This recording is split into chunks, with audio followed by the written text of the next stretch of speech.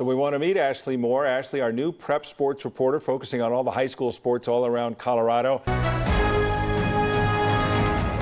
Today is the day. All eyes are on Cooperstown as one of the greatest Rockies to ever step on the diamond is getting inducted into the Baseball Hall of Fame. What a great morning it is, Colorado. I'm Ashley Moore. But Caitlin Clark would dissect this defense like an 8th grade science project. Clark drops the body, then drops the dime to Hannah Stokey. Right here at Ball Arena, the Denver Nuggets taking on the LA Lakers. But tonight it's special. It's celebrating that banner and the first ever championship here for the Nuggets.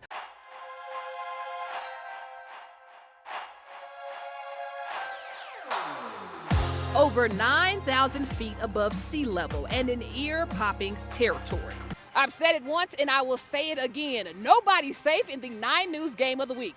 It's the holiday season and the gifts keep giving. Just 13 days until Christmas. And what a joy it is to present a new week of top plays from the top athletes across the state. But at 1, let's get festive. Cherokee Trail throws it up when Jordan Mitchell comes down with the stocking stuffer. My Lord, Mitchell providing the yams before the holiday. Ashley Moore has been tracking the best grapplers in state, and we find her live at Ball Arena tonight. Hey, Ashley. Hey, Ariel, yeah, you said it. As we head into the semifinals tonight, we have some Hall of Fame level talent in the building.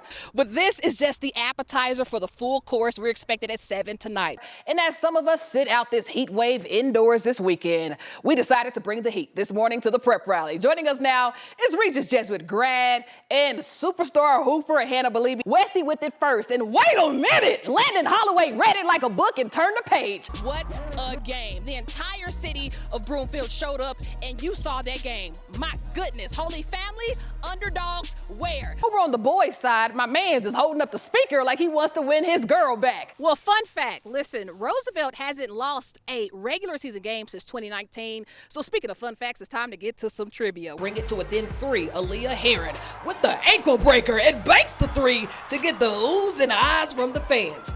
35 seconds is all the time it took to become the hottest topic in Colorado prep sports. Tuesday night, JASA voted against instituting a shot clock for high school hoops, with a varsity-only amendment also failing, 22 votes to 47. Now you might ask why. Some say money. Shot clocks range between $2 to $5 grand or even more for some schools. And if passed, every school would have to get one. And then there's the operator. Who's gonna run it? Another position being added to the workload. But 27 states currently have a shot clock and have found ways to make it work. So with the game constantly evolving, will Colorado keep up? Proposal heads back to the floor in April. We are at Denver Coliseum in an empty Coliseum as we wrapped up the high school basketball season. And Madden Smalley was Windsor's leading scorer, gliding to the hoop, getting the foul and the bounce. But Grizzlies junior Bryce Real is a problem. Pulling up from 3 and look at the quick release. He had 30. But to better understand Connect's long road to the pros, I think it's time we connect the dots.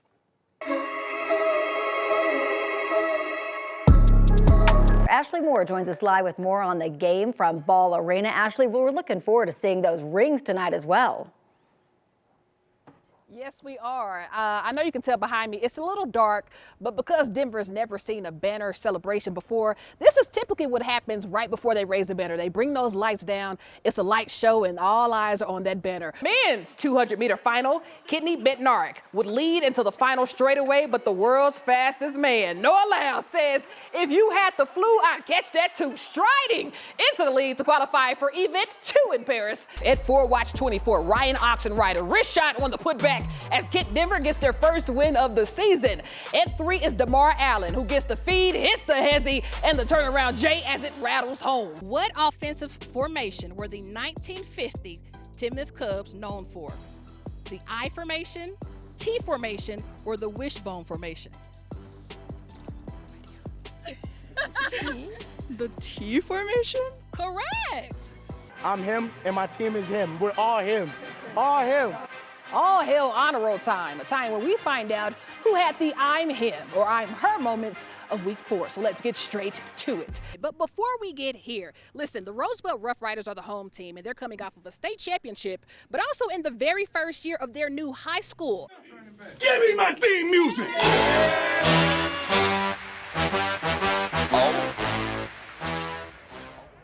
When you hear hear that music, you know what time it is.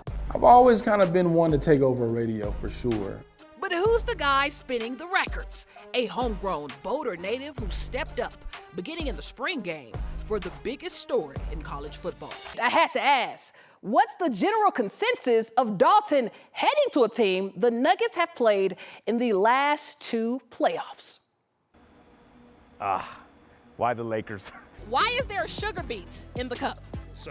The Box Elder Cup is based on the ditch that provides water between the 2 towns of Timnath and Wellington for their crops. Left of your screen, receivers lined up in what we call a bunch formation with Roman in the middle. All right, so Roman originally runs the corner route, but when the play breaks down, Jones scrambles for 11 whole seconds. And as a receiver, what do? Get open. Roman heads back across field and is rewarded with a touchdown. Chatfield wins in a shutout, 49-0.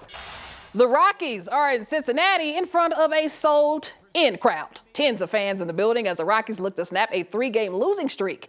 Well, this morning it was announced that Parker native and CU buff Derek White would take Kawhi Leonard's spot on Team USA. And while the Denver Nuggets begin Summer League this week, head coach Michael Malone took some time to give the NBA champion his flowers ahead of Paris.